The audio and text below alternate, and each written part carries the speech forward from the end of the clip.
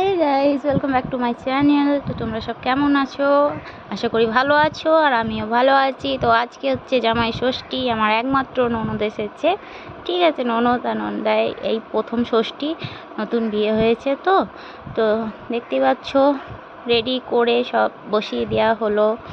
আগে তো করবে মা, মানে আমার ননদের মা, ছোটো মা, তারপর বড় মা, তারপর আমাদের বাড়ি গিয়ে আমার মা, আমার শাশুড়ি মা করবে। তো 3 শাশুড়ি মিলে জামাইকে ফোঁটা দেবে। দেখো আমার ছেলে কি করছে এখানে, ওদেরকে মাঝে মাঝে ডিস্টার্ব করছিল। আর আমার ননদ বলছিল বৌদি ভালো ভালো করে সেলফি তুলবে, সেলফি ক্যামেরায় সেলফি তোলো, ব্যাক ক্যামেরায় তুলবে না, অনেক রকম কথা। রাজু ঘেমে যাচ্ছে, কিন্তু আমি তখন বলছি যে শাশুড়ি হয়ে কি একটু পাখাই করে হাওয়া করতে পারছো না? বলছে করবো, আগে ছেলেকে খাওয়াই। জামাই বলে কথা, জামাইকে আগে কোলে ধরিয়ে দিতে হয়। এইদিকে বড় মার কাজ করছিল, ছোটো মা মনে মনে ভাবছে কোনো দিন তো করিনি, যাই হোক বড় মা করছে যখন ওটা দেখে দেখে করি।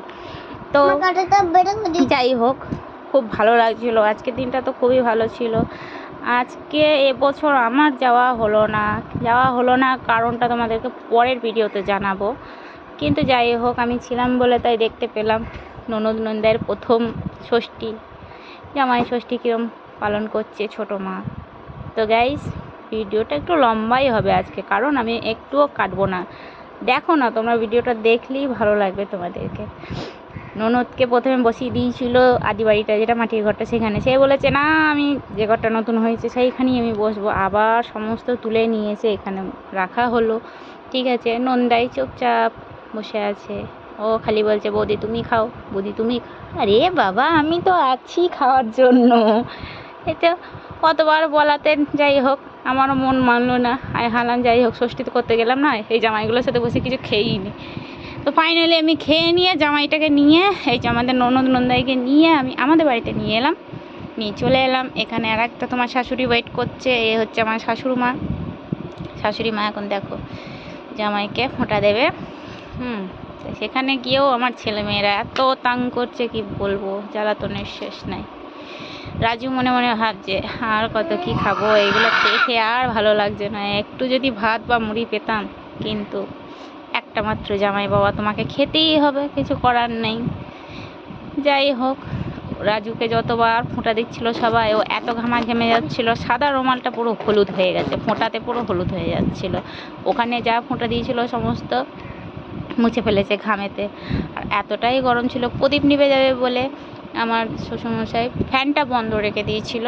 এই যে মা আশীর্বাদী করছে, মা আবার মাঝে মাঝে দেখছিল যে আমি ক্যামেরা করছি নাকি, ভিডিও করছি নাকি।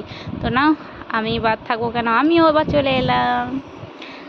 গাইস বলো তো আমাকে কাপড় পরে কেমন লাগছে আজকে? পুরো খেপি তাই না?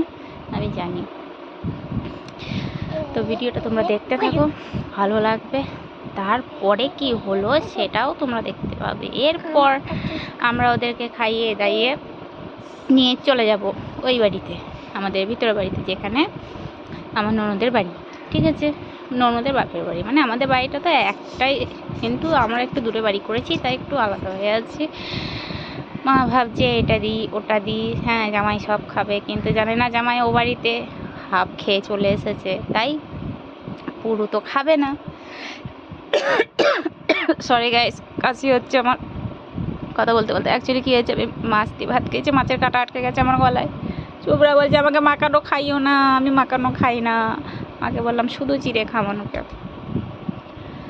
তো ফাইনালি সব রীতি রেওয়াজ শেষ হলো।